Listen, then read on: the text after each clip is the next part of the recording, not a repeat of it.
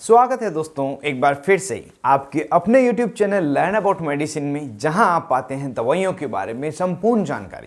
दोस्तों आज के इस वीडियो में हम प्राजोसिन टेबलेट के बारे में पूरी जानकारी जानेंगे। जैसे ज़्यादातर व्यक्ति ब्लड प्रेशर की दवा कहते हैं, लेकिन मुख्य रूप से इसी किसी अन्य बीमारी के इलाज में प्रयोग लिया जाता है।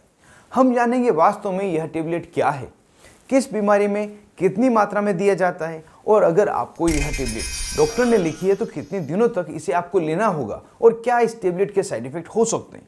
तो बिना ज़्यादा इंतजार किए बढ़ते हैं वीडियो में आगे और जानते हैं पूरी जानकारी।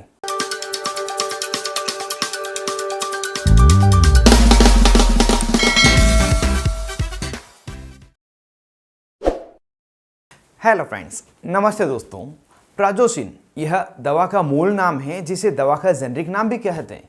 यह दवा अल्फा 1 एड्रेनर्जिक रिसेप्टर की नॉन सेलेक्टिव इन्वर्स एगोनिस्ट है, जो ब्लड वेजल्स खून की नसों के डायमीटर को बढ़ाकर ब्लड फ्लो को आसान करती है तथा प्रोस्टेट को रिलैक्स करके ब्लडर के आउटफ्लो को भी बढ़ाती है। यह टेबलेट 2.5 मिलीग्राम तथा 5 मिलीग्राम की स्ट्रेंथ में अवेलेबल है। यह मेडिकल स्टोर पर प्राजोसिन टेबलेट के नाम से तो मिल ही जाती है, लेकिन इसके अलावा भी कई पॉपुलर ट्रेड नेम भी है, जिससे आपको यह आसानी से मिल जाती है। कुछ ट्रेड नेम जैसे कि मिनीप्रेस एक्सेल टेबलेट, परजोसी tablet, Prazopress XL tablet, Prazopil XL tablet आदि। यहाँ पर आपने नोटिस किया होगा कि सभी ट्रेड नेम के साथ में एक्सेल लिखा हुआ है। इसके लिखने का कारण इस टेबलेट की प्रिपरेशन है, क्योंकि यह tablet sustain release tablet form में, extended release form, prolong release form आदि में बनाई जाती है। क्या हुआ, आप टेबलेट की किसी फॉर्म के बारे में नहीं जानते? No problem.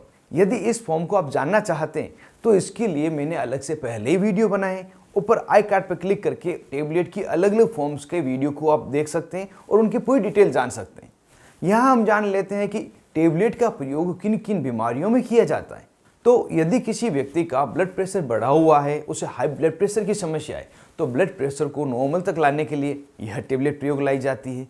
कोई व्यक्ति है जिसको BPH बनाइन प्रोस्टेटिक हाइपरप्लेसिया नाम की बीमारी है, मतलब प्रोस्टेट में सूजन आने के कारण पेशाब में समस्या रहती है, ब्लैडर पूरी तरह से खाली नहीं हो रहा है, तो उस स्थिति को ठीक करने के लिए भी इस टेबलेट का प्रयोग डॉक्टर द्वारा लिया जाता है। लेकिन इन दोनों ही समस्याओं में यह टेबलेट फर्स्ट चॉइस मेडिसिन रूप में प्रयोग नहीं ली जाती।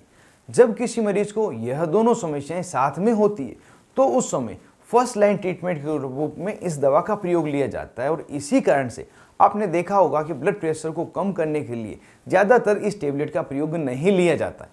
इसके अलावा इस टेबलेट का प्रयोग पोस्ट ट्रॉमेटिक स्ट्रेस डिसऑर्डर को ठीक करने के लिए भी लिया जाता है। यह वह स्थिति है जिसमें व्यक्ति किसी ट्रॉमा कंडीशन के कारण स्ट्रेस में चले जाता है और उस घटना को भुला नहीं पाता, जिस कारण से व्यक्ति को रात में बुरे सपने आते हैं, जिसे नाइटमेयर भी कहा जाता है।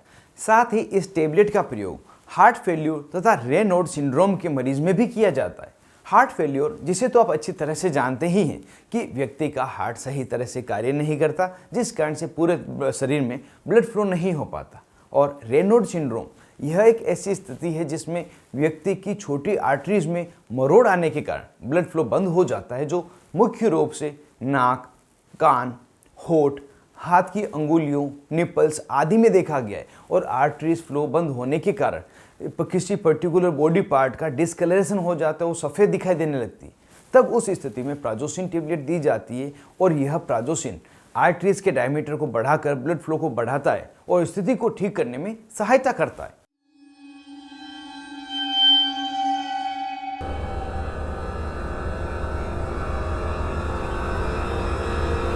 तो इस तरह से आप जान पाए होंगे कि इस टेबलेट का प्रयोग किन किन बीमारियों में लिया जाता है। अब जानते हैं इस टेबलेट को लेने पर मरीज में क्या क्या साइड इफेक्ट्स हो सकते हैं। कुछ सामान्य साइड इफेक्ट जैसे नींद आए जैसा लगना, घबराहट होना, उल्टी जैसा लगना, थकान आना, हृदय गति का बढ़ जाना, ब्लड प्रेशर अचानक से कम हो जाना, डिप्रेशन की समस्या होना, सिर दर्द होना, चक्कर आना, सिर घूमना आदि। यदि किसी भी प्रकार के साइड इफेक्ट आपको लगे तो तुरंत ही टेबलेट लेना बंद करके अपने डॉक्टर से संपर्क करें। अब जानते हैं इस टेबलेट को किस तरह से मरीज में दिया जाता है। तो इस टेबलेट की डोज मरीज की आवश्यकता के अनुसार डॉक्टर द्वारा डिसाइड की जाती है, लेकिन जो सामान्य रिकमेंडेड डोज है उसमें 2 मिलीग्राम से लगाकर 5 मिलीग्राम की टेबलेट दिन में एक बार दी जाती है। यह टेबलेट प्रत्येक दिन एक ही समय लेनी होती है और शुरुआत में 5 से 10 दिन तक इसे दिया जाता है और फिर मेंटेन थेरेपी के रूप में आवश्यकता अनुसार लंबे समय तक दी जाती है। इस टेबलेट को देते समय एक विशेष समस्या मरीज में देखी गई है कि जब वह टेबलेट लेना शुरू करता है तो टेबलेट की पहली डोज लेने पर उस समय मरीज को बैठने तथा खड़े होने में अचानक से सिर घूमना, चक्कर आना, इस तरह की समस्याएं होती है जो ज़्यादातर मरीजों में देखी गई है। इस कारण से इस टेबलेट की जो पहली डोज है उसे डॉक्टर हमेशा रात को सोते समय ही देते हैं, जिससे कि व्यक्ति रात भर सोता रहे और किसी भी तरह की समस्या का सामना व्यक्ति को नहीं करना पड़े। इसी कारण से डॉक्टर जिस तरह से दवा लेने के लिए एडवाइस करते हैं उसे अच्छी तरह से फॉलो करें, जिससे कि आपको दवा का सही असर मिल सके और कम से कम नुकसान आपको हो।